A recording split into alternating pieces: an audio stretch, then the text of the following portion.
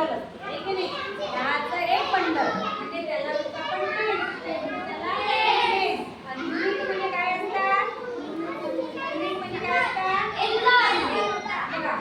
या युनिट मध्ये आता मला सांगा युनिट किती आहे.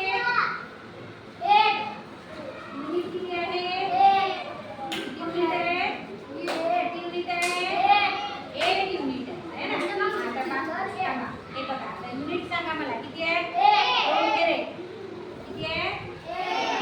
मग आपण किती युनिट काढू. 1 2 आता 3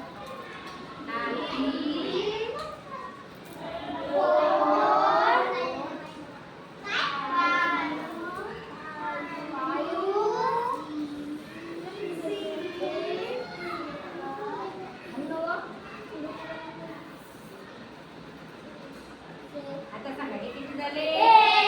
किती रुपयाच्या नोटा आहेत ह्या. म्हणजे 1 रुपयाच्या 8 नोटा म्हणजे 8 रुपये झाले. म्हणजे 1 रुपयाची एक नोट. 1 रुपये हे काय नोट आहे ना. म्हणजे हे काय चिल्लर आहे. काय हे चिल्लर.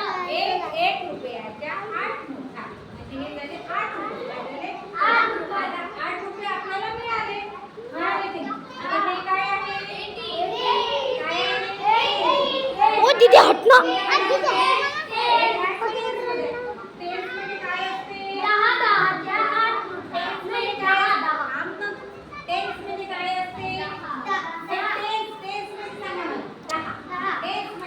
आता जर का इकडे कोणी गेलं मार खाई. मग आता आपल्या जवळ चिल्लर हे चिल्लर आहे. हे काय आहे चिल्लर. आणि 10 म्हणजे काय आहे. 1 रुपयाच्या 10 नोटा.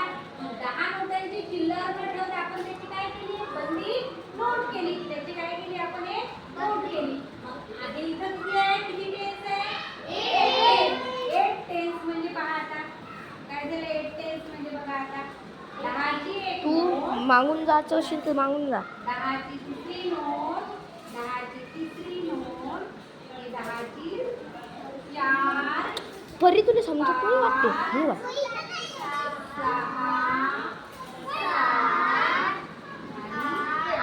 6 काय म्हटलं 8 टेन्स. हे काय आहे. 8 टेन्स. आणि हे काय आहे. 8 युनिट. हे काय आहे युनिट आणि हे काय आहे टेन्स. आता टेन्स म्हणजे काय म्हटलं. टेन्स म्हणजे काय आहे. टेन्स म्हणजे काय. 10 टेन्स म्हणजे 10.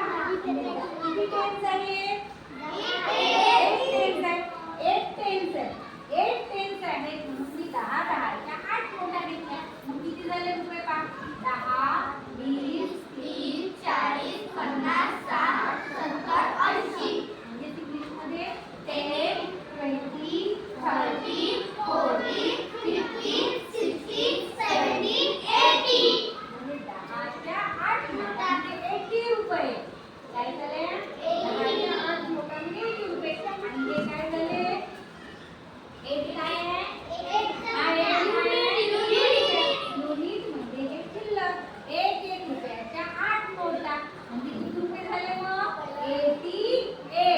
88 म्हणजे काय झाले 80 रुपये आणि 1 रुपये. 80 रुपये आणि 8 रुपये.